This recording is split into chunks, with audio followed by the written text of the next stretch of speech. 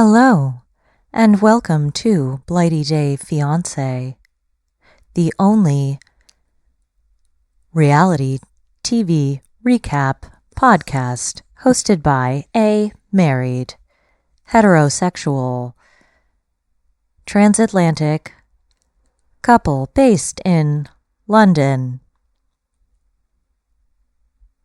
Unbelievable. Genuinely, it's like Radiohead are in the room. You're amazing. I want you to do the sat-nav on our car. That'd be so good. Like, imagine if you programmed your own voice to do the sat-nav. So you were telling yourself where to go. So meta. No, I wouldn't like that because I know me, and if the sat... You wouldn't have a clue. I wouldn't, first of all, I wouldn't have a clue. Secondly, it would be like, you know that meme of Kermit the Frog talking to Kermit the Frog in a hood? That's what it would be. Like, I would be talking to my id. Right. And it would be like, give that bitch the finger. Flip the bird. She shouldn't have cut you off.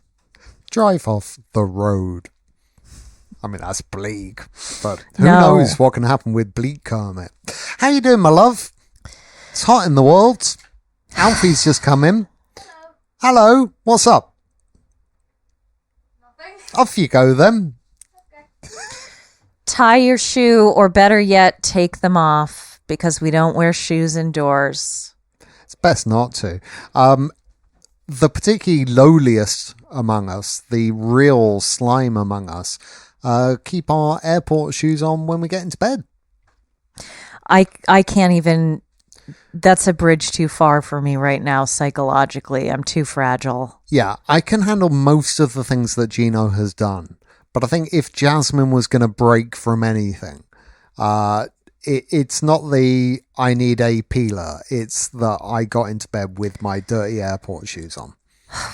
Should we talk about them first? Yeah, we've done them the last couple of times. Let's do them first. Yeah, well, I usually like to save them for last because they're sort of the comic relief. Not this week. No, new things have been raised. I'm suggesting a new TV show called Bottom Chef.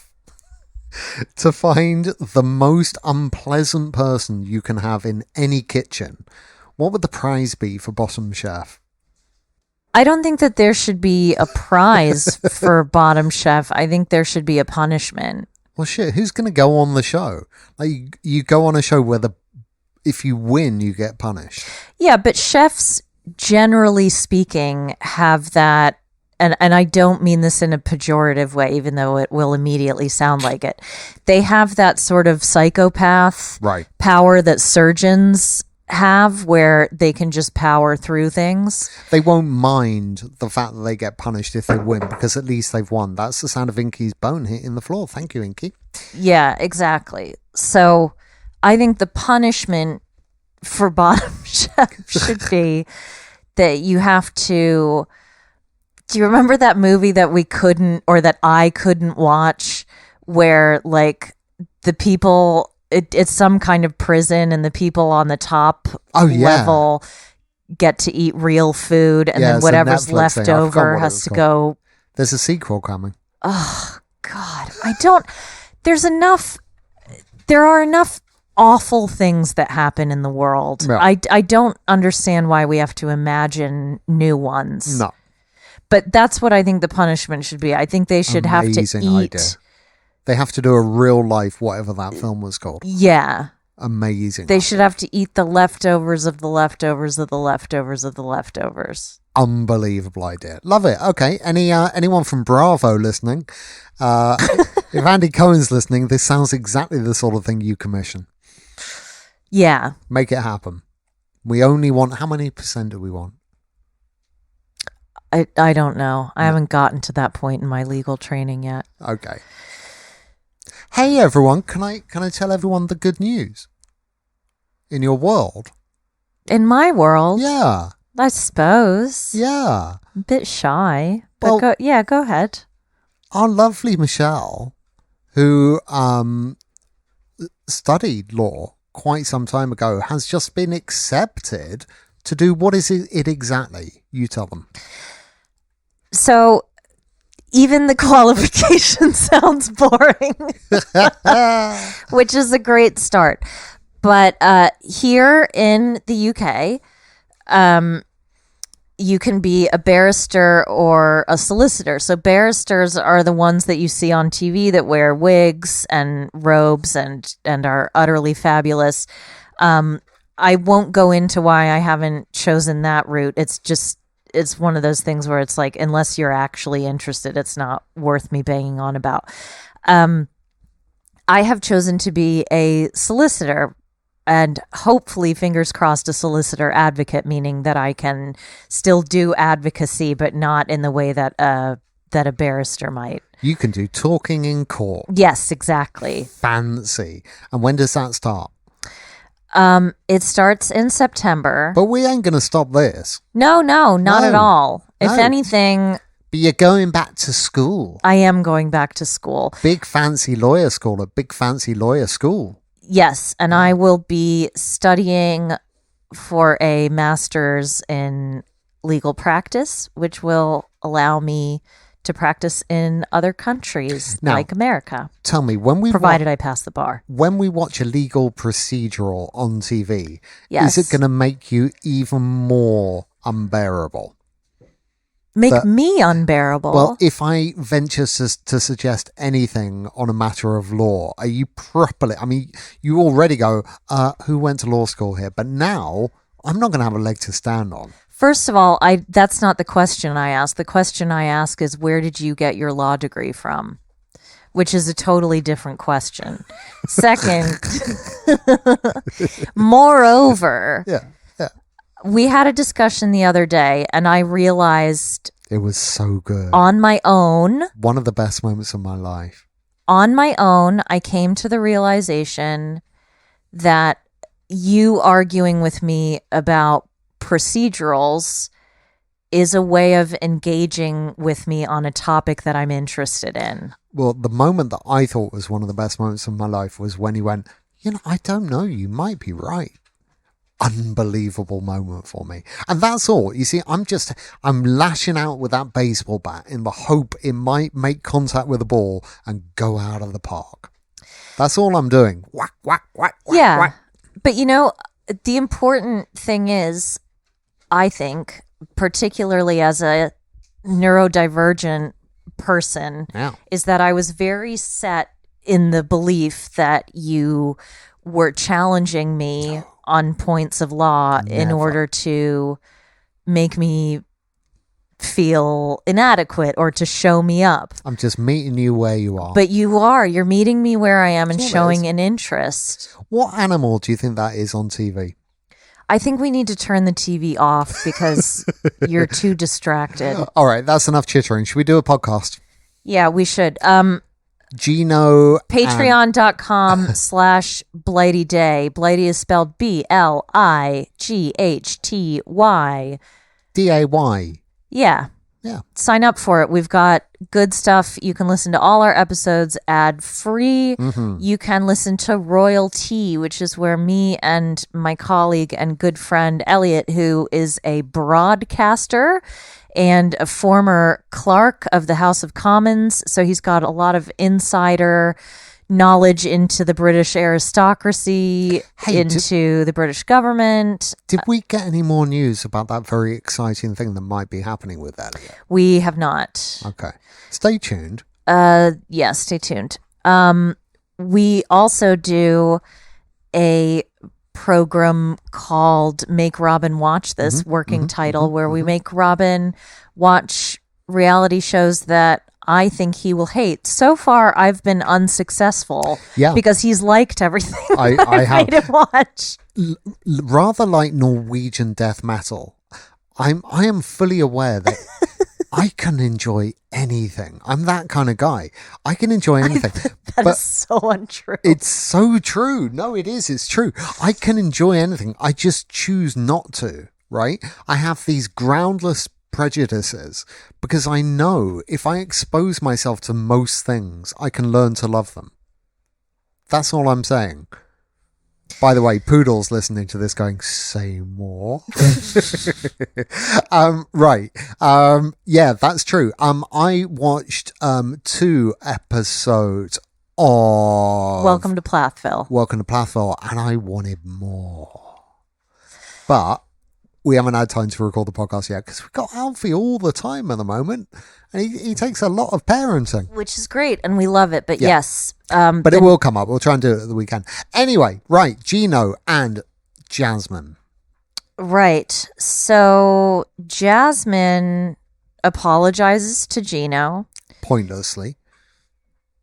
Yes. However, I think that it shows that she is genuinely trying to improve their communications. Massively. And by demonstrating that she understands, even if she doesn't understand on a deep level, that his perspective is different to hers and his needs are different to hers, that is massive progress and not the kind that we tend to see on this show. Nope, and certainly not what we expect from her. It reminded me of what I do with you, which is that I am not having your feelings. I am not seeing things the way you see them, but I completely accept that you are having those feelings. You're pulling a face like the bulldog's doing something really grim. I just don't know what he's eating, and we've had a lot of drama with him this week already with the eye thing. I don't know where the antler is. I've got the butter daisy right here. Inkers, look. Instead of doing that, do this. Yes, it's the butter daisy. Okay. Please eat the butter daisy. Nothing to do with butter. No. Yeah. She's properly trying. She's actually doing the whole empathy thing. And I think meaning it. Meanwhile, his reaction is that of a 3-year-old who enjoys the power that this gives him over her. And it is ugly as fuck. Yeah. Yeah. I think it is manipulative. Now, I have seen, heard, witnessed rumblings of, maybe Gino is neurodivergent himself, and maybe these are issues that he has. I'm willing to accept it's not for me to diagnose anybody. Nope.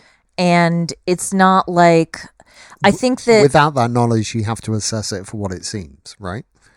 Sure. I think the timing is interesting. I think his family wound him up pretty tight with the prenup discussion. It's incredible what dry pasta can do to a man. Right. And so you admit it was dry. One of our listeners messaged. Your Honor, may I refer you to the comment I made last No, week? I just look. I wanted to share with you a message that we got on our Instagram. Yeah. To this effect. Okay, you're scrolling and scrolling and scrolling and trying to find out. I can just hit pause. Yeah. See, on unpause, they didn't even know I did that.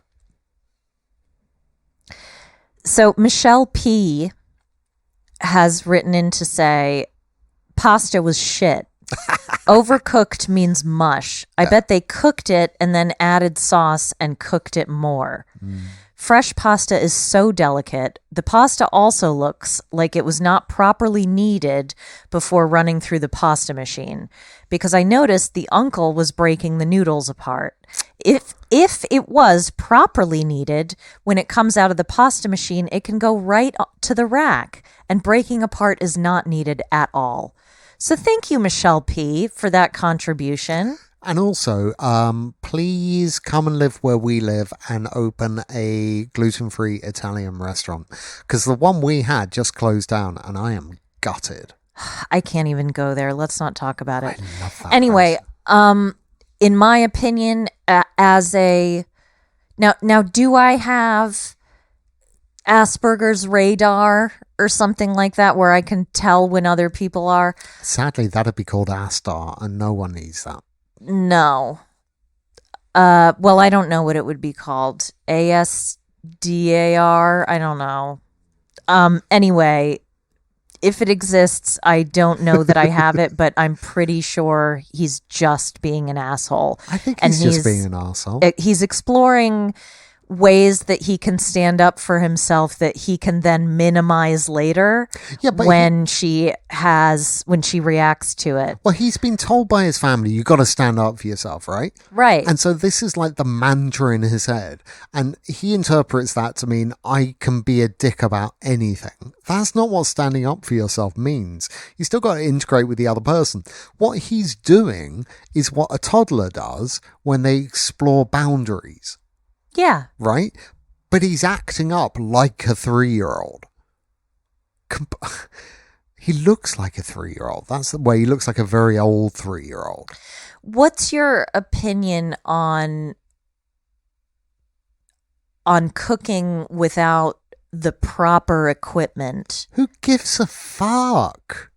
Right? Like, I love kitchen gadgets, right? And I pride myself on having every kind of knife sharpener known to man, and I love a good peeler. Oh, I love a good peeler. But I have also used a knife, and particularly carrots. Like, when I was growing up, scraping a carrot with a knife was the way you peeled a carrot. Yeah, same. Right? Little bits of fucking carrot skin all over the bloody ceiling. Nightmare.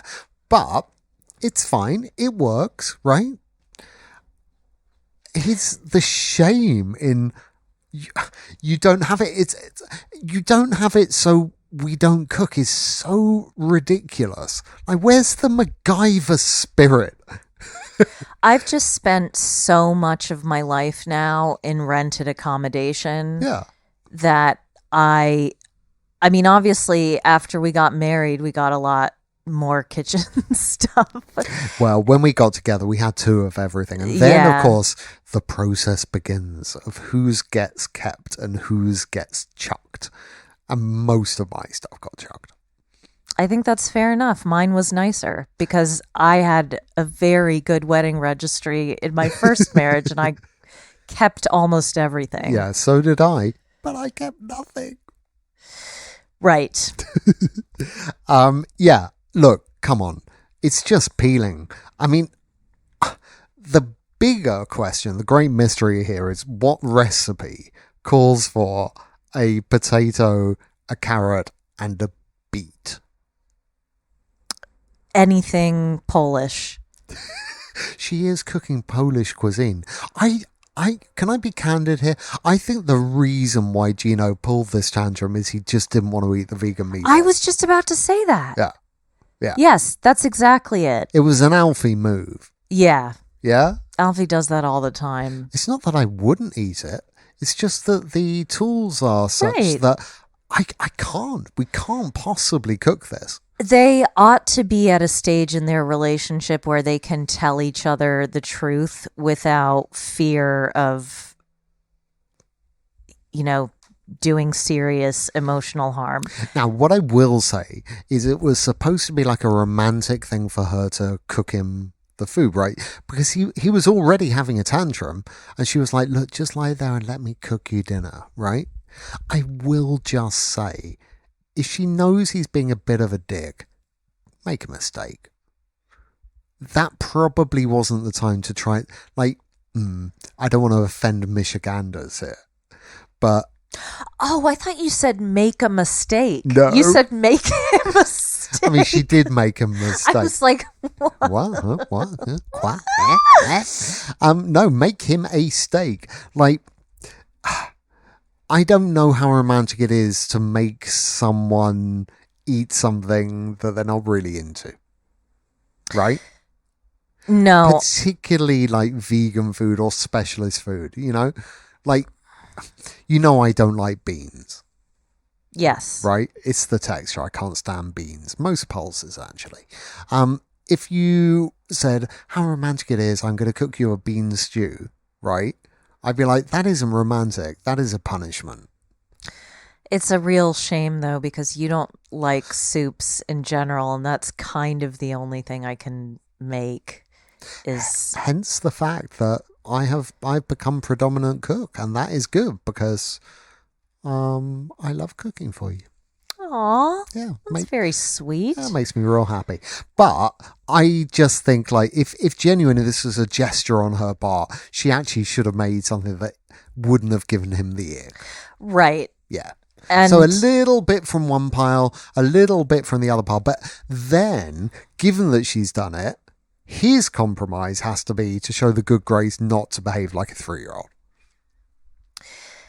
right. And again, I think it's a lot deeper than that. I think he checks out emotionally when he's challenged by her, and that drives her insane. And I think, and I don't mean it. It sounds like a criticism when I say that, but that would bother me too. I think it's the worst feeling in the world to be hurt and have the person who hurt you just have zero affect. Well, we saw it last year, right? Or whenever they were last on. Do you remember when they were having that huge fight in like the beach hut hotel room they were at, where Who the could local forget? bus, right? And she's screaming and screaming and screaming because, you know, he sent her topless pictures to his ex. And do you remember his reaction? He was like, oh, well, fine then. He just shut down. He was like, oh, he well, shut down completely. Obviously we're over. And he was quite nasty, right? Yeah. He apologized and apologized, and then he realized the apology wasn't going to get him what he wanted. And he was just like, well, fuck this.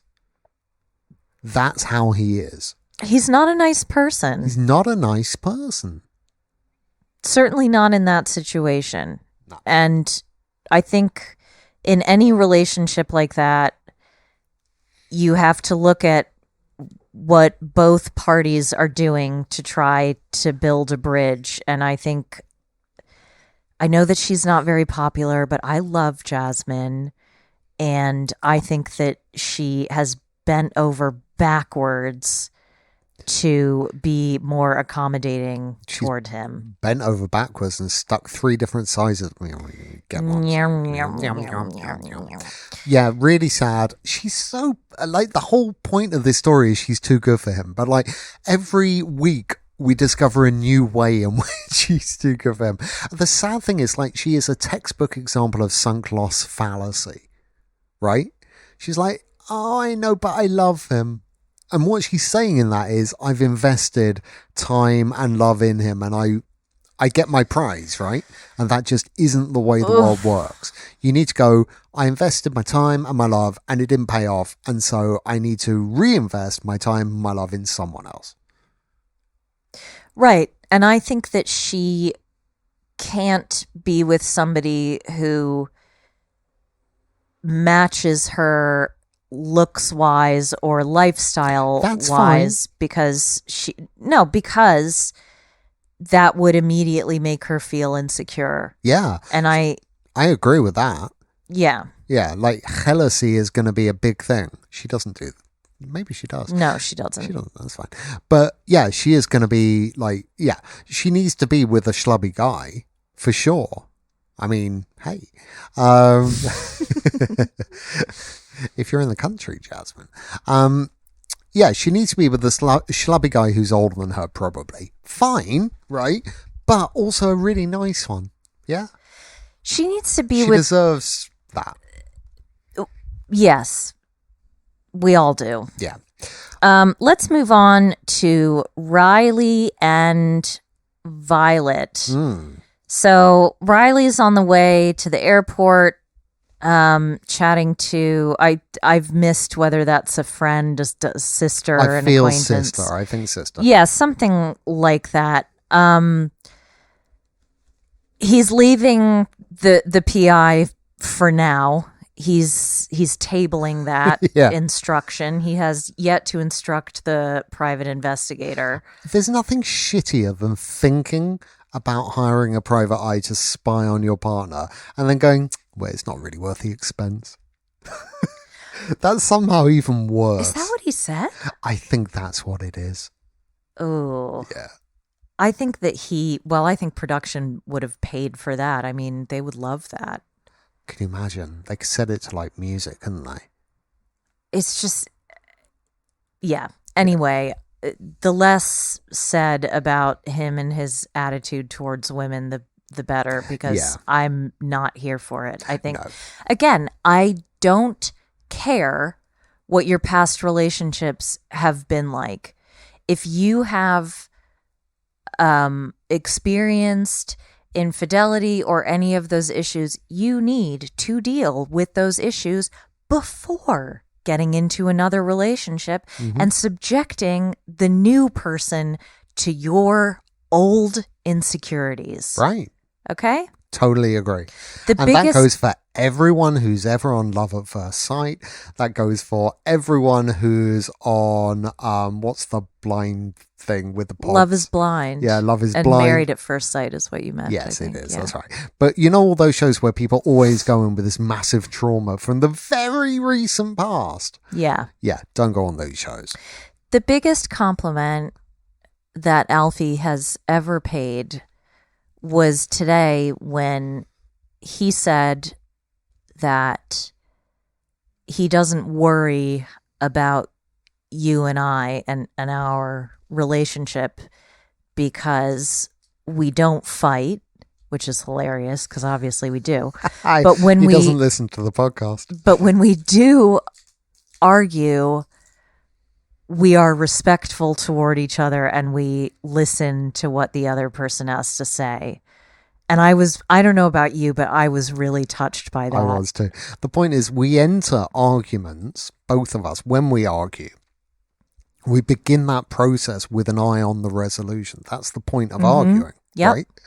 There's no point in arguing if you don't want a resolution. That's just violence. I think a lot of people enter into arguments because they want to win.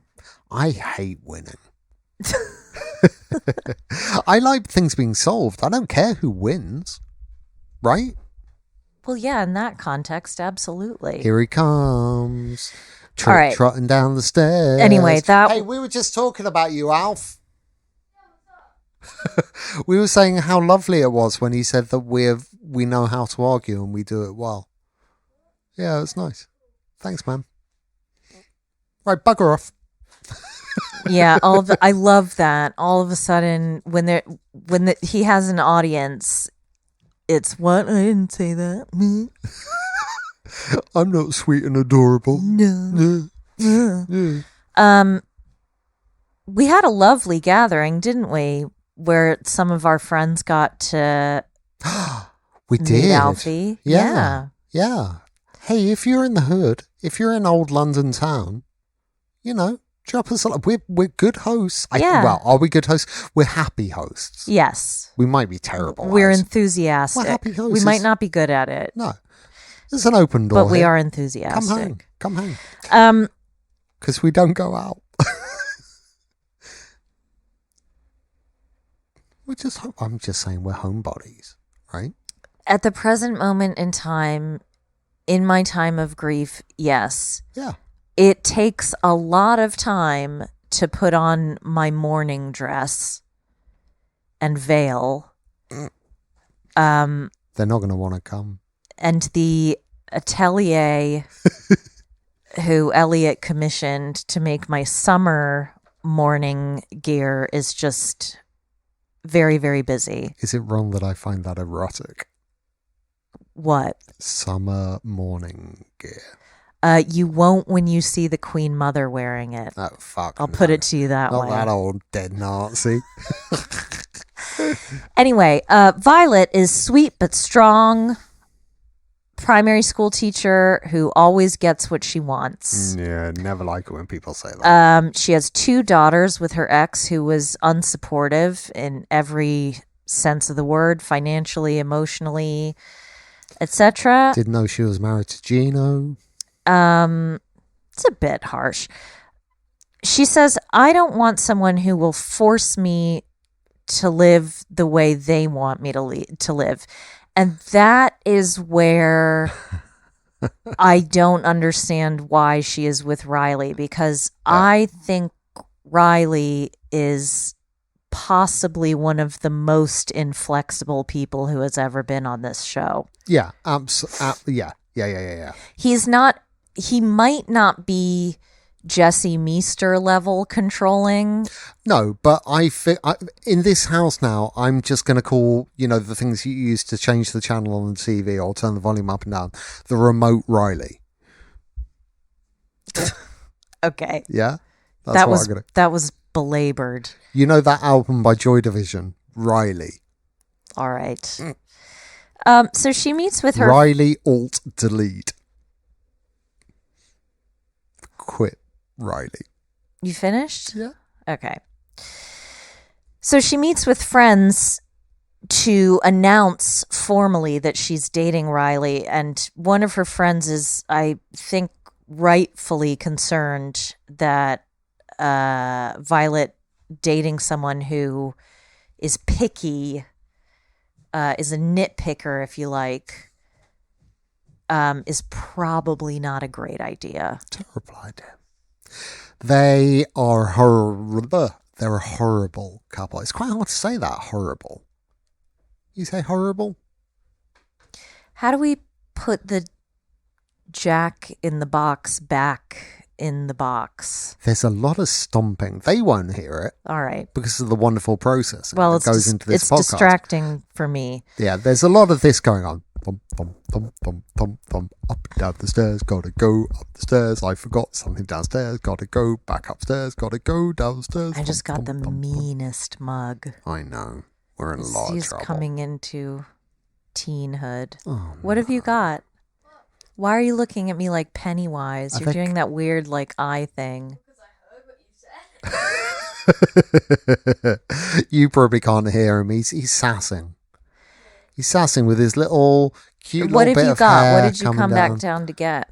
Oh, I was just taking a bottle of water up, so I was wiping down the counter. You're not to take bottles of water up because they live.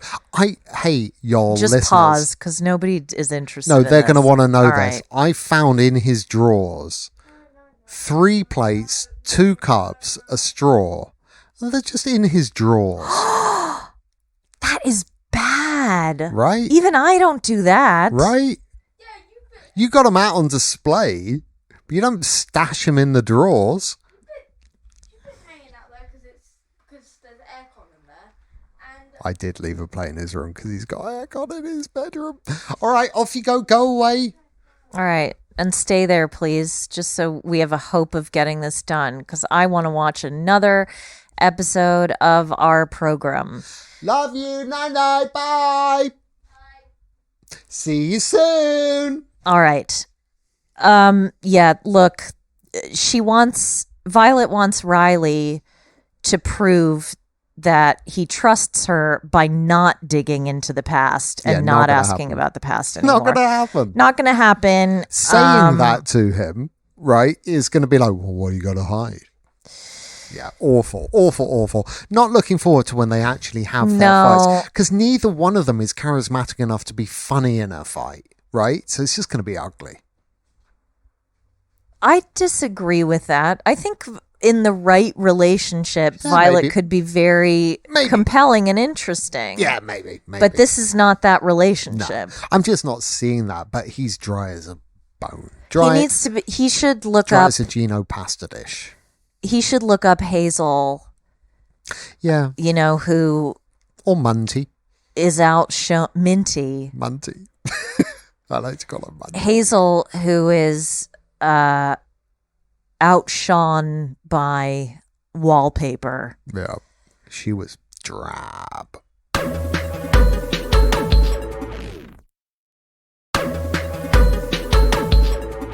So let's talk about, not Amber, Amanda. Oh, brother. You remember how every episode of Friends You Never Watched Friends was the one where? This is very much the one where Amanda does all the thinking she should have fucking done before she got on a plane. And it's just relentless, right? Like every single moment we were like, yeah, and you should have thought of that before you got on the plane. Again and again and again. And the problem is she's punishing him for the thoughts that she should have already processed before she came out there. Like, don't go out there and then make him feel like a bastard because you've gone out there.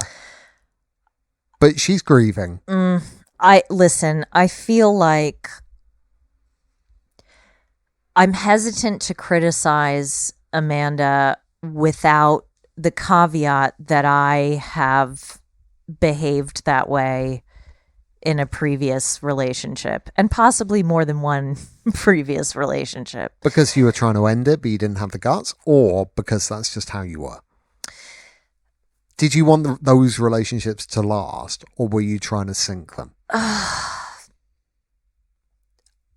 I think in both the relationships that I'm thinking of, I was angry with myself, and I was at a place in my life where things were not going the way that I had expected, and I was struggling with various things. And rather than put the burden on myself to resolve those problems, I took it out on my partner at the time. Right. Now, what she could do here is just be open and honest and say, look, I'm really struggling with this.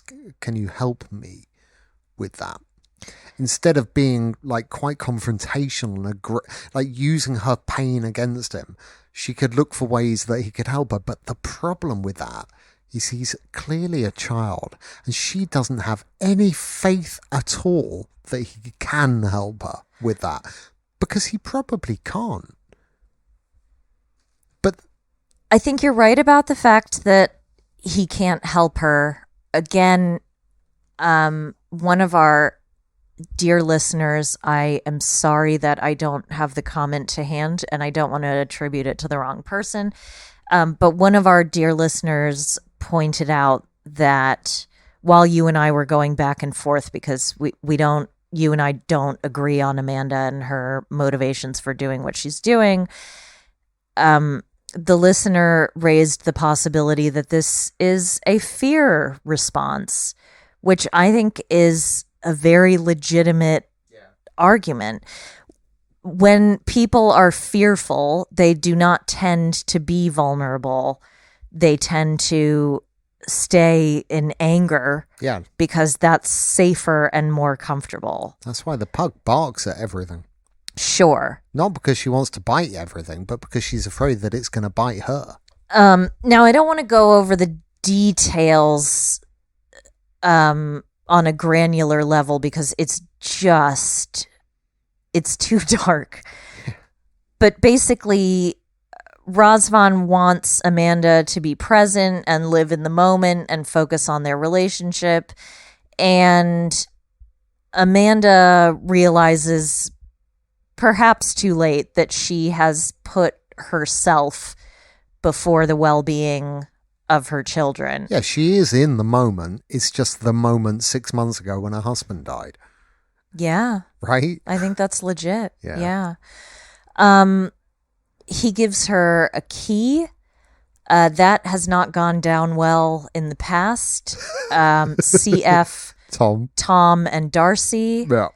It's funny. I think about it now in terms of, so when I have to write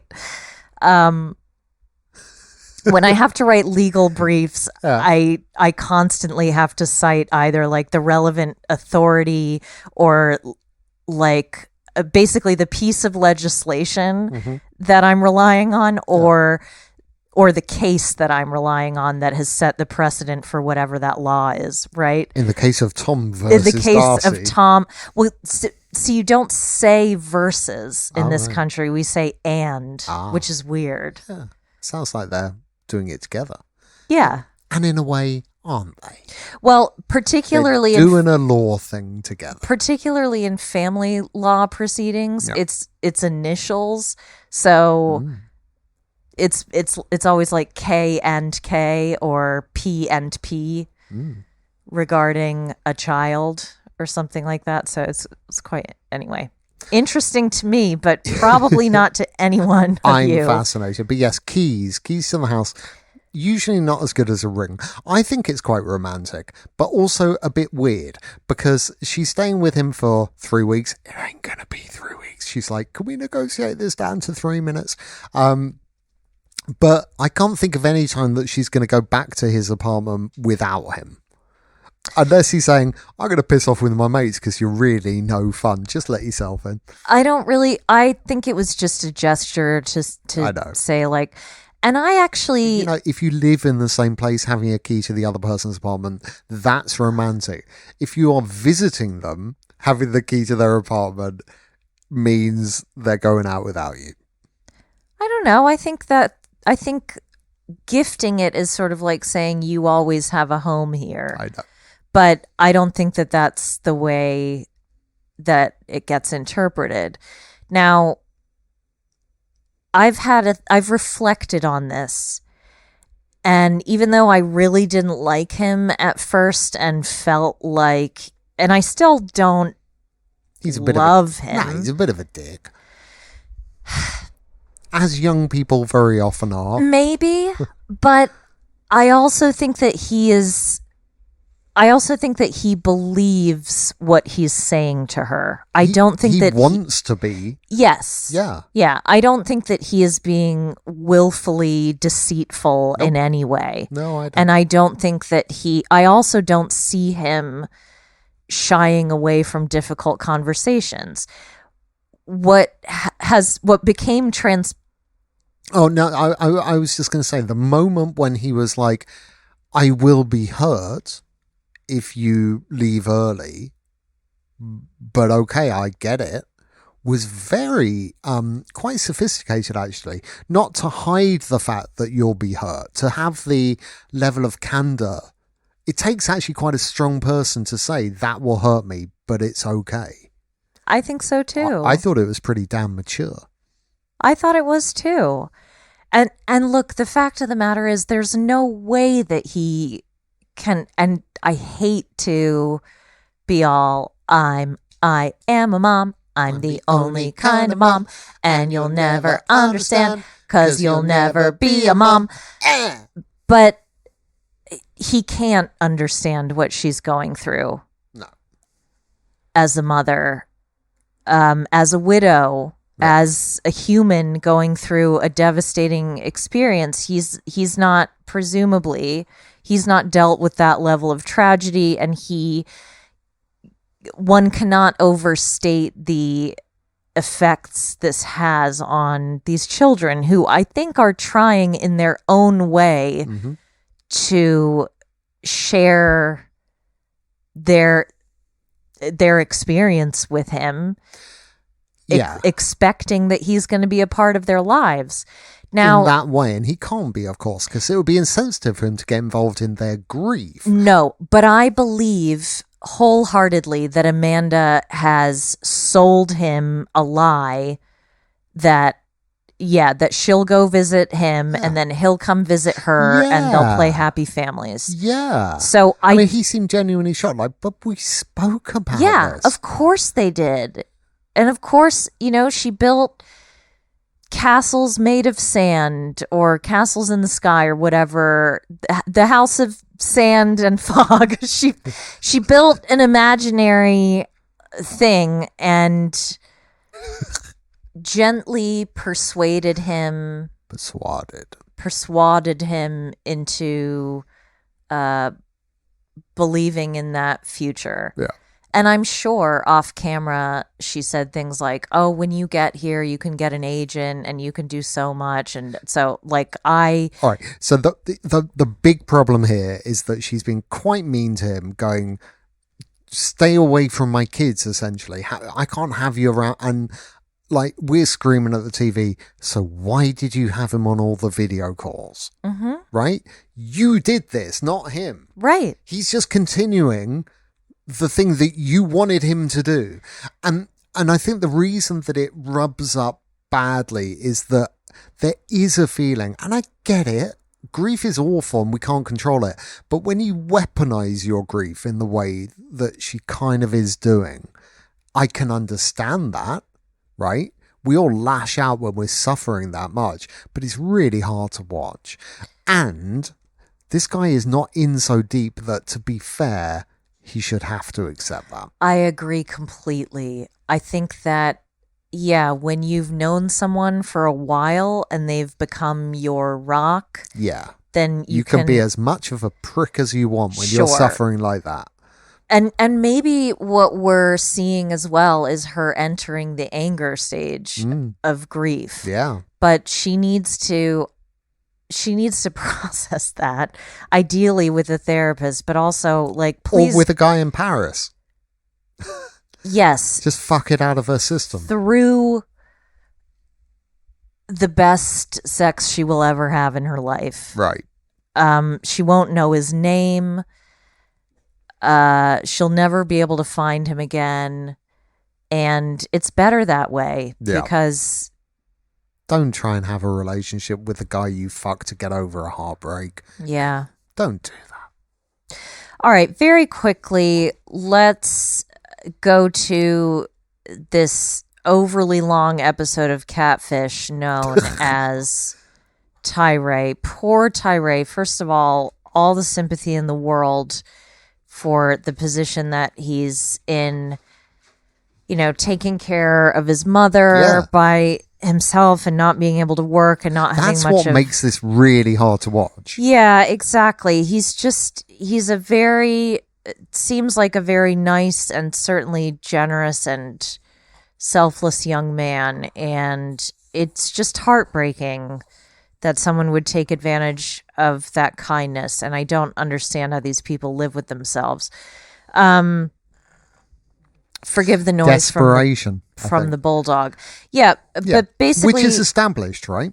Yeah.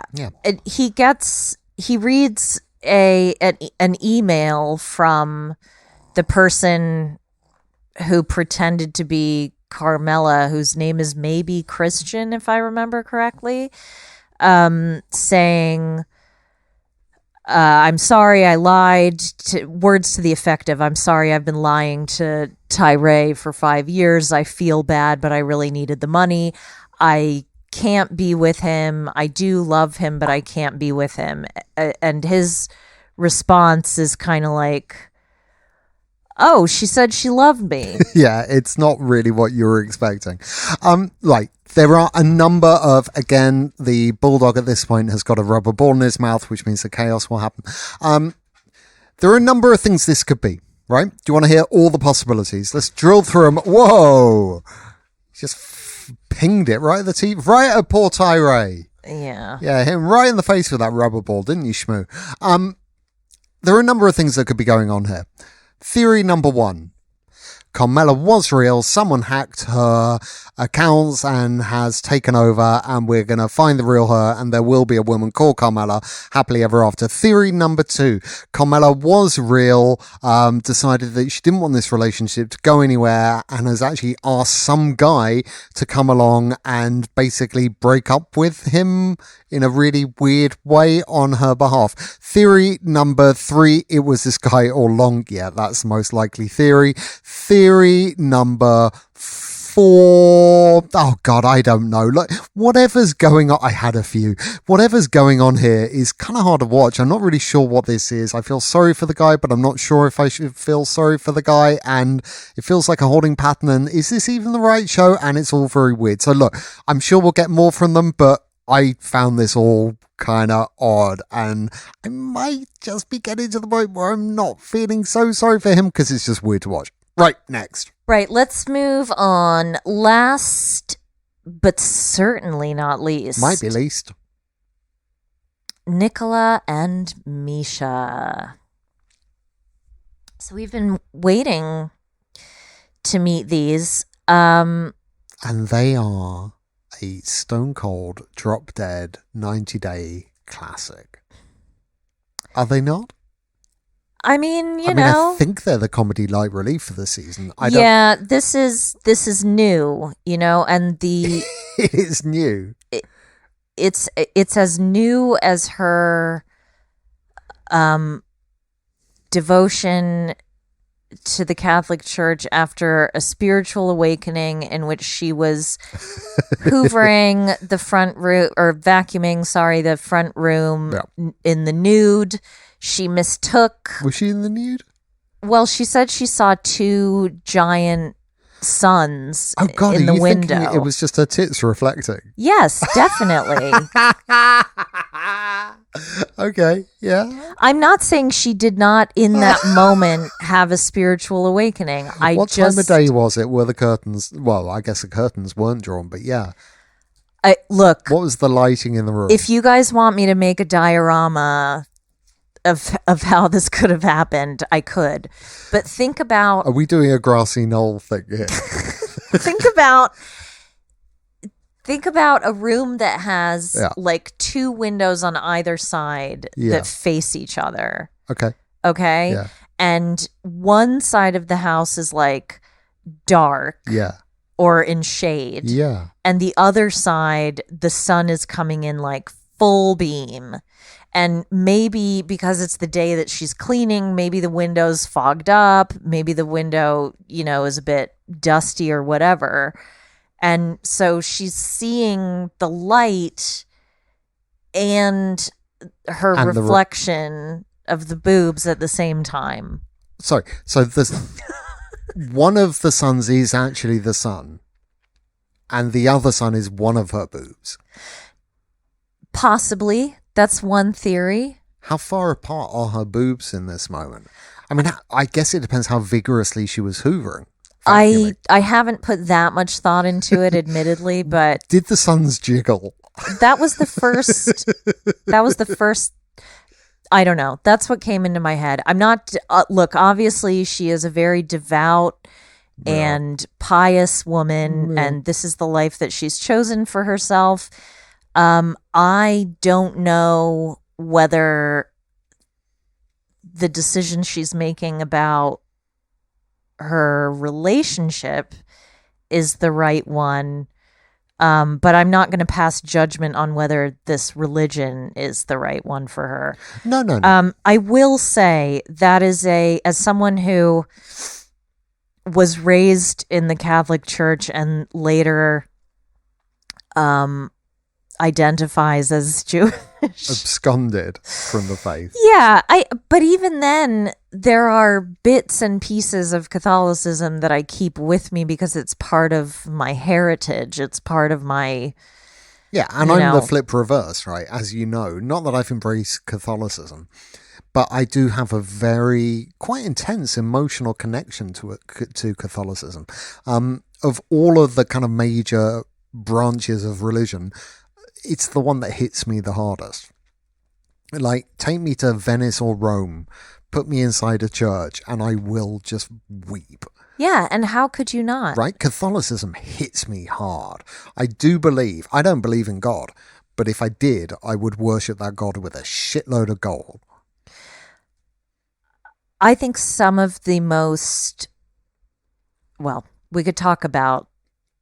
could talk about spiritual experiences forever because again. But we both dig. There is a lot to absolutely love about Catholicism. There's a few things to not like too. But I don't like the church as an institution and the people who are responsible for dismissing and making light of widespread crimes that have been carried out. I have no desire to spell it out, so I'm not going to. There's that. There's, the large share of the blame for an AIDS epidemic which has killed millions of people. We can put that on them as well. I believe the Catholic Church has one or two things to answer for. So I am not by any means like an apologist. I'm just saying there's some. They worship with style. I got time for that shit. I would say as well, what Catholics don't do, and listeners, feel free to correct me. I can't think of a single mass that I have ever been to, and I've been to masses of them.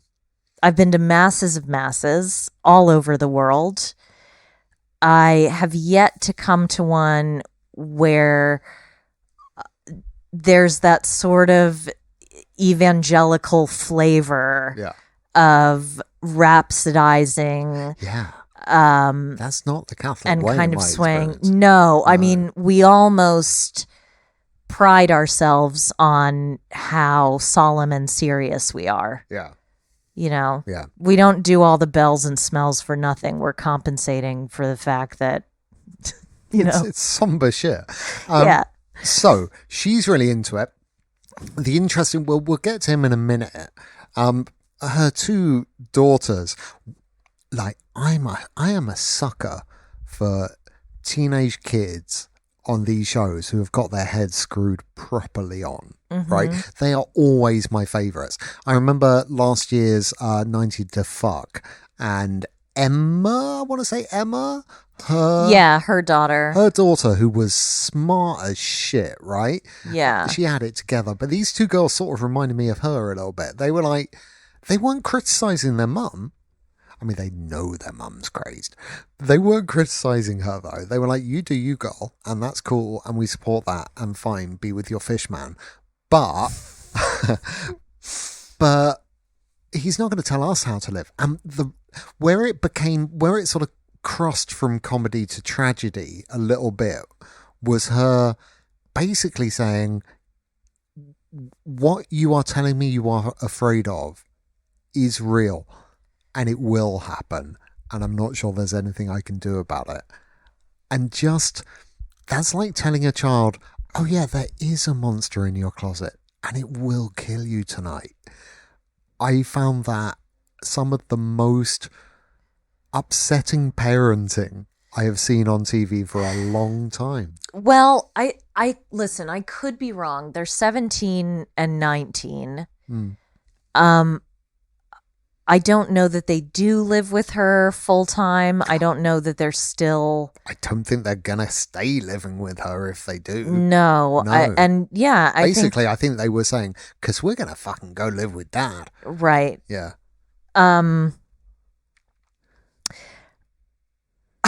So I felt like Nicola's friend Wasim pretty much spelled it out for us. It was writ large. He pulled no punches. You can always rely on an Israeli to read you for right, right, for absolute filth, bottom of the Dead Sea filth. You will never meet a more direct people in this world than Israelis. No. And I love them for that. They're so salty, things don't sink in their water. That's how salty they are. And these are, I mean, they were not speaking Hebrew. They were speaking Arabic. I know they weren't speaking Hebrew. No, they weren't speaking Hebrew. We heard some Arabic words in there. So maybe all I'm saying is it might be like I guess like the Arabian version of Yiddish or something. There might be some sort of a like a patois. Yeah, that we're not aware of. Oh, sure. Yeah. And the two languages do sound similar to the untrained ear. Yeah. Anyway, Wasim says very matter-of-factly that Nicola is broke, jobless, and lives with his mom. Yeah. I mean, even Sean on 90 to Fuck didn't live with his mum. Yeah. It's not good.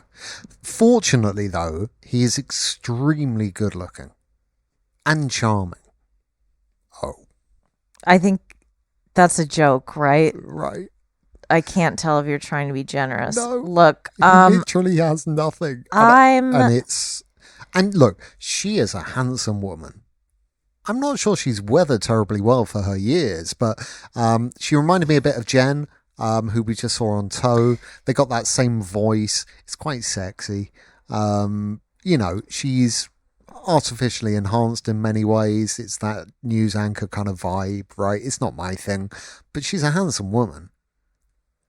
Yeah, I think that if I'm going to pretend, or I won't over-index the fact that you mentioned how weathered she is, but as long as we can say the same thing about a man, I think that's fair enough. Oh God, we I can don't certainly think say that- it about him. Right. Yeah.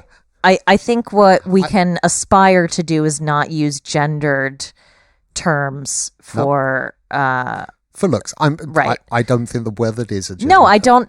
But I had to think about it. It gave me pause for thought. But I'm saying it broadly in the context of, she's a good-looking girl. She's certainly out of his league. Absolutely. Right. Without question. I was saying to a friend of mine, she has, and I'm sorry to bring this name up to anyone who it will upset. Can you call to mind a lady called Michelle Bachmann? She was a tea partier, right? Yes. There Misha ain't no party has like tea party because the tea party don't fucking stop. Misha has the wide-eyed insanity of Michelle Bachmann. Yeah. Paired with Who's the other one? That awful Alaskan. Sarah Palin. Yeah. They're all a bit similar, but Bachmann. No, that's not what I was going to say. She again, it's a weird mix, but there's elements of Linda Carter in there too, vintage Linda Carter. Yeah, that's right. Who, for my money, is one of the most beautiful women in the world. Jimmy did well. I mean, yeah, she's gorgeous. I just don't know where this relationship We're not is supposed to know. There's going. never been a mismatch like this. It's incredible. But the really incredible thing is he's not even nice. He's not nice. I mean, I can get him not being charming. I can get him not being funny. But at the very least, Cyrano de Bergerac was at least nice. The Beast from Beauty and the Beast was at least nice, right? You've got to at least be nice. He was pretty moody at first. And also he was maybe a dog. Hang on, are we suggesting that it's going to turn out like he's moody at the moment, but he might come good? Or he might be a dog. Since you brought up...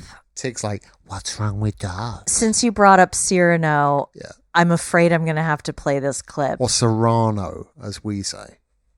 Forgive me, Serrano. So this is... This is the worst. I'm idealizing you. I'm humiliating you. I'm undressing you. I'm looking into your eyes. I'm kissing your eyes. I'm pushing you against the wall. But you're pressing back. You're pressing back. It's the YouTube algorithm going to get us here. You kiss my mouth. You bite my lip. What is this? You draw blood. You're on fire. You're on fire. Fire. The whole world shimmers. And I burn. And I burn. With love. Christian. The whole world shimmers. And the night. And the sky. And your voice shimmers. Okay, I'm only pausing it because I don't want to get sued. But I think we play too much. What is that? that is James McAvoy as Cyrano when he did it a couple of years ago and won all the awards for it. Oh, was it supposed to be good? I think you probably need to see his face because it sounded really odd. It sounds... All right, first of all, keep James McAvoy out of your mouth. Secondly, yeah, I will show you the full clip, okay? I'm down it with will McAvoy. flood I was down my with basement. him on Shameless right from the start. He's been my boy all along. This is seriously... And I know, look, he's putting on the accent because he's speaking in someone else's voice, Wow. right? He's talking in someone else's voice to Roxanne. Oh, so he's not playing Serrano. He's playing the mate. Yes, sorry. Ugh, I always get that confused. Yeah. Yeah. Oh, right. Okay. Oh, so that's supposed to be like sexy turn on. Yeah. Probably need to see it because he sounded. I'm going to throw this across the room. I'm not even joking. I'm so angry right now. Oh, shit. I had to watch that. Can you even forgive him for Split and those Shyamalan ones? I know you got a problem with those films. Robin! The first 3 times that I watched that clip, I had to be alone. And I'll give you 3 guesses as to why I had to be alone when I watched them. I only need And one. it had to do with with our flood insurance, okay? We didn't even have a basement before you saw that, and then suddenly got a whole wine cellar. Insurance premiums skyrocketed. All right. Good. Well, he's a rum old lad, isn't he? Goodness only knows where this will go. That what worries me about it is that when she's talking to her daughter, she's sort of giving the impression that actually he's really mean and it's all going to be really horrible. And I'm like, the really strange thing is the degree to which she is in fear of him already. Yeah. Right? She's like, oh, I really hope that I get the annulment because he will savagely beat me. Like, he's got some weird power over her. Amazing. I wonder if it's a bit... Sorry, really thirsty after that clip. After James McAvoy. Which I'm Has it minded... made your mouth dry? Yes. Because all of the moisture in your body is rushed elsewhere. Yes. Now I'm gonna make you cut the clip out because you talked over it and made fun of it, and I'm just I will not have that. It's gold. It's staying in. Right, we done. I think we'll end on a high. No, I'm incensed. I'm furious. And as Alfie says, we're very good at arguing. So, my love, you are entirely right to feel those feelings. I suspect I was a bit of a bellend. Serrano, came up, and I thought, oh, I have been gifted with this fantastic clip of James McAvoy's performance, who, by the way, is a short king. Yeah. Right? Who could get it. He could get it. Any day of the week. He could get it from me, probably. He's a good-looking boy. Yeah. He was so fucking good in Shameless. Like, he was a cut above. Like, immediately. Did all y'all in America ever see the British Shameless? Because the American ones don't. I only did because I'm an Anglophile. It was so good for a few seasons. It really was, until he yeah. left. It was like Maxine Pete was in it, wasn't she? Who played opposite? I would probably watch that again. No, Anna Marie Duff played opposite him, played his love interest. Okay. And then they got married, and then they got divorced. Yeah. But, oh my, that was a really intense, wonderful, beautiful relationship on TV. That was fucking good. And he was just electrifyingly good. He's good in everything. Now, he picks bad roles. Yes, on that we can agree. For the record, I think any film that glamorizes a mental illness, including something that uses it as a facet of a horror film, absolutely disgusts me. Yeah. And I hate it, and I would campaign to ban it if I thought I could get anyone to agree with me. But I'm not just insulted by it and offended by it. I am disgusted by it. Anyway, yeah, look, what I was going to say is I wonder if they're either or both Nicola and Misha are misunderstanding what this relationship is. Yeah. Because I feel like he's slightly giving a vibe of, I will be your father figure, put your tiny hand in mine. I will be your preacher, teacher, anything you have in mind. But mainly your preacher. but mainly your preacher and teacher. Yeah. In that he's looking at this as, I am going to have a wife who will obey me. Oh, yeah. And Who I will teach Catholicism. yes, exactly. And I will teach it unto her daughters. Yes. Yeah. And I feel like for her, Maybe that's what she wants, though. Maybe it will make her feel properly Catholic. Like, as a convert, she doesn't quite feel that she's there. But this is the missing bit of the ring that she needs. Now I'm a proper Catholic. there's an SNL That's how skit. Catholicism works, right? There's an SNL skit with Jason Sudeikis and oh God, her name escapes me. I'm so sorry. I can't remember the other two people. I just remember that Jason Sudeikis is in it. Okay. But he plays a teacher, and it's like a parent-teacher conference. Mm-hmm. And he has this playfully antagonistic back and forth with the mom that quickly becomes sexual, where he says something like, I'm not going to explain it. I'm just going to show it to you. Okay. Well, we'll do that after. But is the idea that you're like, they'll have deep, profound conversations about Catholicism? No, the idea is, what are you going to do to me if I sin? He's got none of that game to him. He's got none of that game. You'll be like, well, it's not from me. The Lord will probably punish you with fire. Oh, is the Lord going to punish me?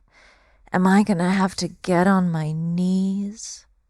I don't see him going for this. I'm currently going for this. I'm like, let's wrap up this podcast. Let's wrap up this podcast. I just want to feel the ecstasy of the Holy Spirit inside me. Ladies and gentlemen, this is why I am the luckiest man. Sorry. I am really sorry to anyone I have offended with that. All I can tell you is that throughout this performance, I have felt extremely guilty, as I should. And that is why every good Catholic girl should meet a good Jewish boy, because with your guilt powers combined, you will have the most incredible relations imaginable. Have we covered everyone? I don't know. Oh, boy. Seaman soon. See you soon.